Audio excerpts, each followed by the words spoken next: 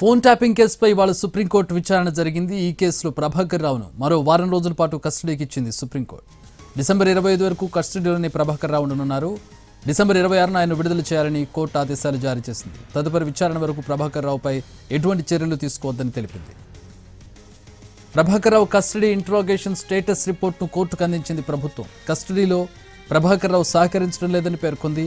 మరికొన్ని రోజులు విచారించాలని చెప్పారు. అనైతికంగా ఫోన్ ట్యాపింగ్ చేశారని స్టేటస్ రిపోర్ట్లో తెలిపారు.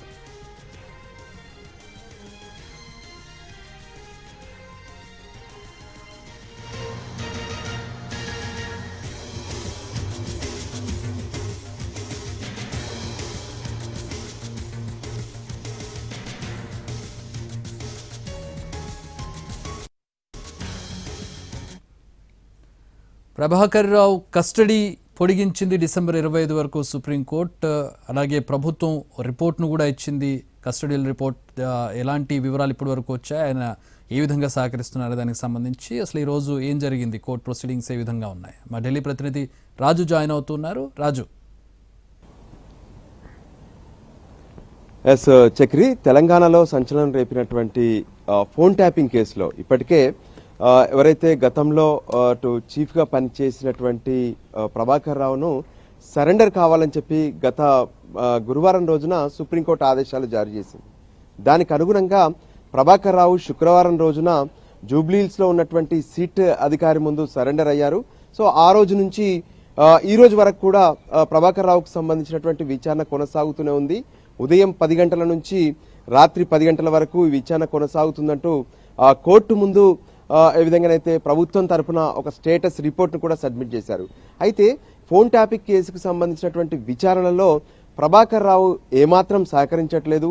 సో ఇన్ని రోజులుగా విచారణ జరుపుతున్నా ఆయన సహకరించకపోవడం వల్ల మరో వారం రోజుల పాటు ఆయన కస్టడీని పొడిగించాలని చెప్పి రాష్ట్ర ప్రభుత్వం తరఫున సిద్ధార్థ లూత్రా, మరోవైపు కేంద్ర ప్రభుత్వం తరఫున ఉన్నటువంటి సోలిసిటర్ జనరల్ తుషార్ మెహతాలు వాదనలు వినిపించారు. ఈ సందర్భంగా సో ఇప్పటికే వారం రోజుల పాటు విచారణ జరిపారు. సో ఆయనకు సంబంధించి కోఆపరేట్ చేస్తున్నానని చెప్పి ఆయన చెప్తున్నారు. సో ఎందుకు ఇంకా పొడిగించాలని అడిగినప్పుడు సో ఈ ఫోన్ ట్యాపింగ్కి సంబంధించినటువంటి వ్యవహారం మొత్తం కూడా అనైతికంగా చేశారు, అంటే ఇది ఎవరో చెప్తే చేసి ఉంటారు కదా, ఎందుకు ఫాలో అవుతున్నారనే విషయాన్ని కూడా కోర్టు అడగడం జరిగింది. కానీ అంటే ఒకవేళ ఎవరైనా కాల్చమంటే కాలుస్తారా, సో అధికారులు కూడా కొంత విచక్షణతో వ్యవహరించాల్సినటువంటి అవసరం ఉందంటూ సోలిసిటర్ జనరల్ తుషార్ మెహతా సైతం వాదనలు వినిపించారు. సో ఇరువైపులా వాదనలు విన్న తర్వాత వారం రోజుల పాటు అంటే ఈ రోజు నుంచి డిసెంబర్ 25 వరకు ఇక కస్టడీలోనే ఉండబోతున్నారు ప్రభాకర్ రావు.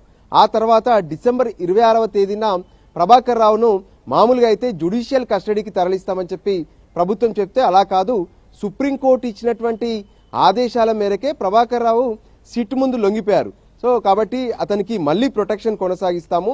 సో తదుపరి విచారణ ఎప్పుడైతే జనవరి 16న మళ్ళీ ఈ కేసుకు సంబంధించినటువంటి విచారణ ఉంటుంది. ఈలోగా సుప్రీంకోర్టుకు వింటర్ వెకేషన్ రాబోతుంది. సో అందుకోసమే జనవరి 16 వరకు ప్రభాకర్ రావు పైన ఎటువంటి చర్యలు తీసుకోవద్దనేటువంటి విషయాన్ని కూడా సుప్రీంకోర్టు ధర్మాసనం జస్టిస్ బివి నాగరత్న, జస్టిస్ మహాదేవన్ల ధర్మాసనం స్పష్టం చేసింది. అయితే ఈ సందర్భంగా స్టేటస్ రిపోర్ట్ ప్రకారం ప్రభాకర్ రావు మాత్రం ఎక్కడా విచారణకు సహకరించట్లేదు. ఆయన ఉపయోగించినటువంటి డివైజ్ అన్ని కూడా దొరికాయి, కానీ వాటిలో ఎక్కడ కూడా డాటా లేదు అనే విషయాన్ని కూడా స్పష్టం చేశారు. మరోవైపు వ్యక్తిగతంగా ఎందరో కాల్స్ను రికార్డ్ చేశారు. కొన్ని సందర్భాల్లోనైతే ఏకంగా ఫ్యామిలీ కాల్స్ను కూడా రికార్డ్ చేశారని చెప్పి కోర్టు ముందుకు తీసుకొచ్చారు. ఈ కేసులో కీలకంగా A1గా ఉన్నటువంటి ప్రభాకర్ రావు అన్ని విషయాలు చెప్తేనే ఈ కేసు మరింత ముందుకు వెళ్లే అవకాశం ఉంటుంది. సో ఖచ్చితంగా ప్రభాకర్ రావును మరో వారం పాటు విచారణ జరపాల్సిందేనని చెప్పి రాష్ట్ర ప్రభుత్వం తరఫున వాదనలు జరిగినప్పుడు ఏ విధంగానైతే అంటే ఇంకా ఈ కేసును ఎన్ని రోజుల పాటు విచారిస్తారు, సో ప్రభాకర్ రావు కస్టడీ వారంతో ముగుస్తుందనే విషయాన్ని కూడా సుప్రీంకోర్టు ధర్మాసనం ప్రశ్నించింది. సో వీలైనంత వరకు ఈ వారంలోగా కేసు విచారణను ప్రభాకర్ రావుకు సంబంధించినటువంటి విచారణను పూర్తి చేస్తామంటూ రాష్ట్ర ప్రభుత్వం తరఫున వాదనలు వినిపించారు. సో మొత్తానికి ఇప్పటికే వారం రోజుల పాటు సిట్ కస్టడీలో ఉన్నటువంటి ప్రభాకర్ రావు ఇక మరో వారం రోజుల పాటు సిట్ కస్టడీలో ఉంటారు.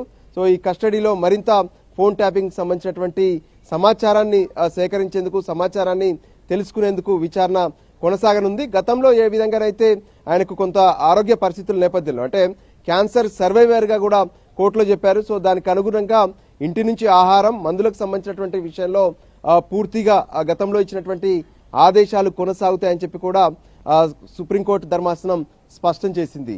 Chakri. All right, thanks for the updates Raju.